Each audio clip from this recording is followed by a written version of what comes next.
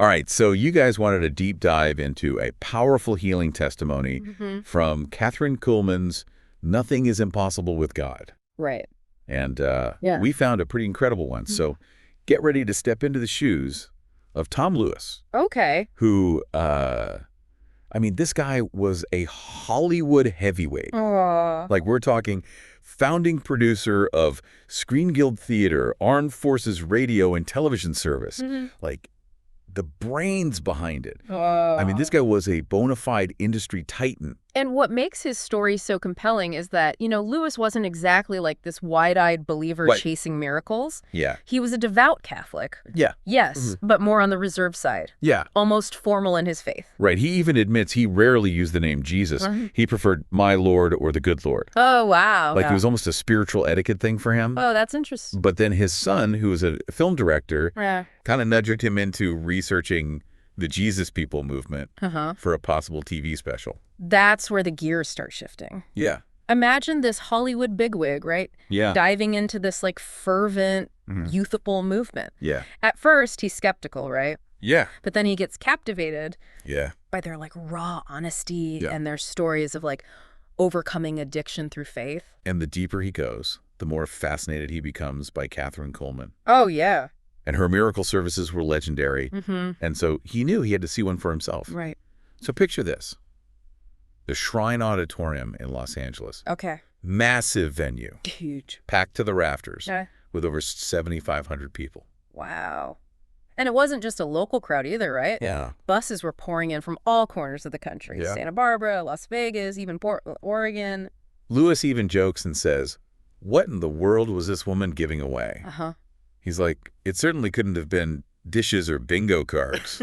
Right. That's the kind of draw Kuhlman had, people from all walks of life hungry for something more. It really speaks volumes about her impact, doesn't it? Yeah. There was this palpable longing for something beyond the ordinary. And people believed Kuhlman held the key. So Lewis gets there 2 hours early just to snag a spot in this massive crowd. Wow. And this wasn't your typical Sunday afternoon in downtown LA. Right. He's surrounded by this sea of faces, and there's this electric anticipation in the air, but also this underlying peace. And even before the service starts, what struck him was the atmosphere. Yeah. It wasn't like a concert or a sporting event. He describes groups of young people singing hymns.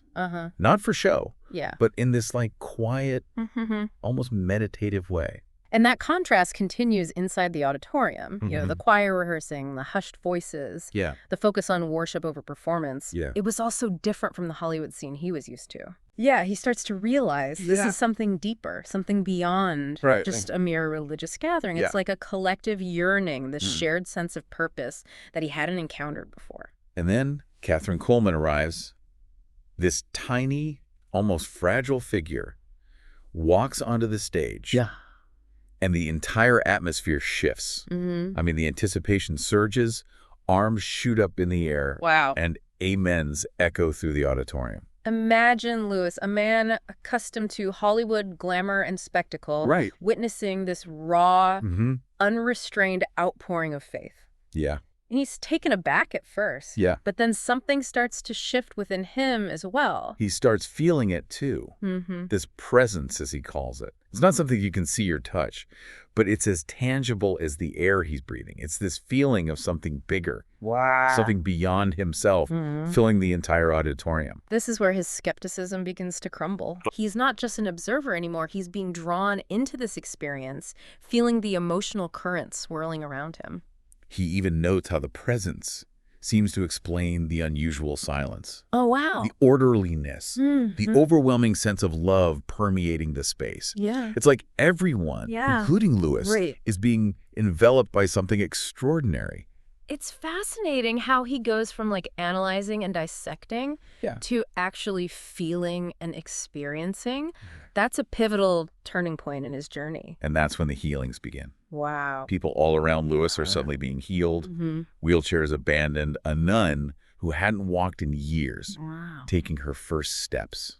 Oh, my goodness. He's witnessing it all firsthand. Yeah. It's shaking him to his core. And it wasn't just physical healing either, right? Right. Lewis describes emotional transformations, people weighed down by addiction or despair. Yeah. Finding this like sudden surge of hope and joy. It was a collective experience.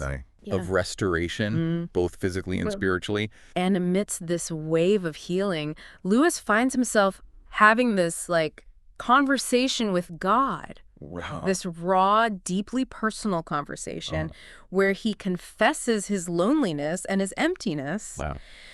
And it's striking because here's this successful Hollywood producer seemingly having it all, yet feeling this void within him. That's what makes the story resonate with so many people, don't you think? Totally. It exposes that universal human experience, this longing for something more, regardless of our external achievements. Like, we can be surrounded by success and still feel this emptiness inside. Absolutely. And Lewis describes it with such raw honesty. He calls it this raw, stark, primeval hunger.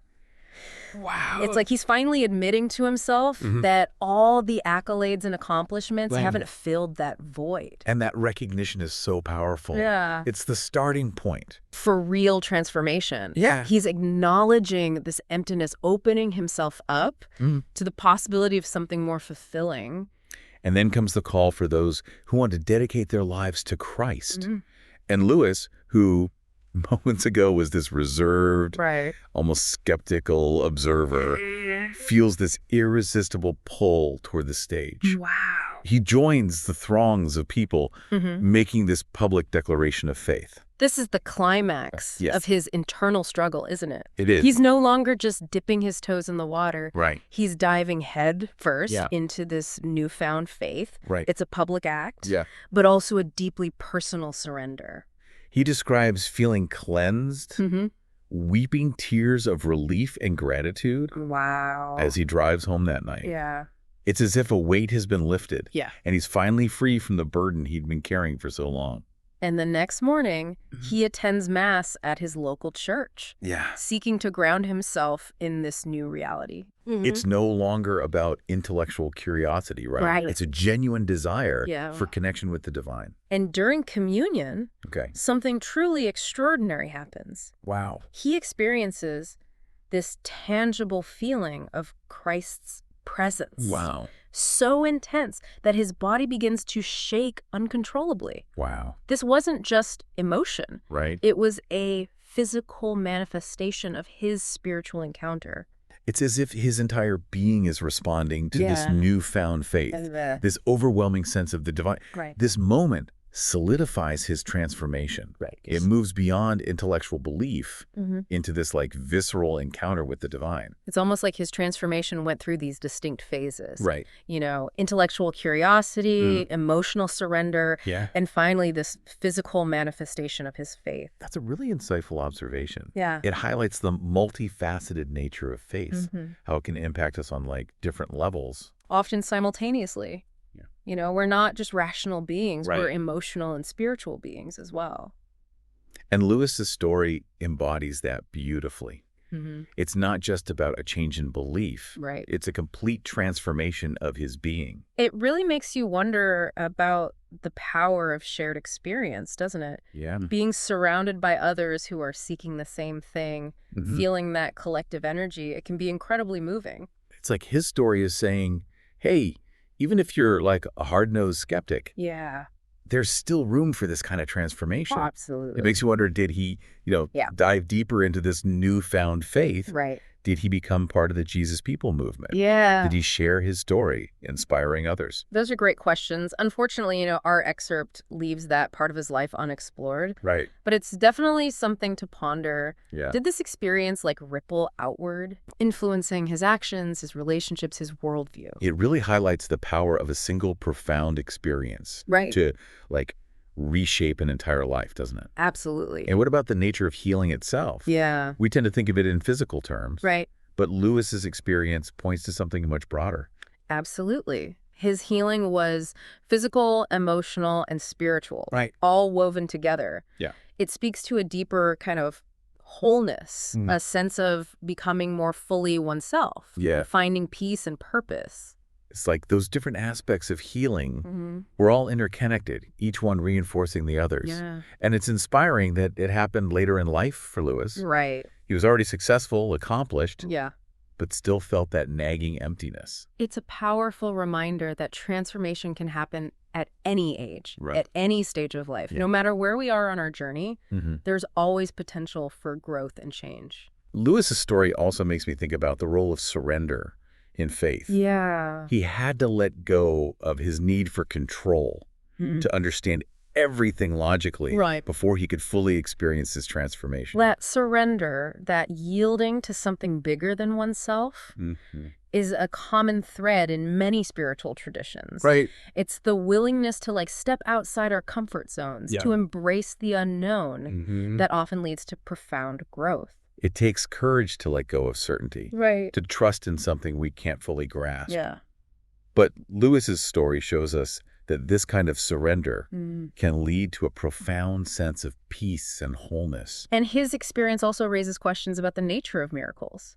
Do they always have to be these grand supernatural events? Right. Or can they be subtler? Yeah. Something that touches us deeply and changes us from within. Right. We often associate miracles with the extraordinary. Yeah. But maybe they're also happening around us in smaller, quieter ways. An unexpected act of kindness, a sudden realization, a moment of profound connection.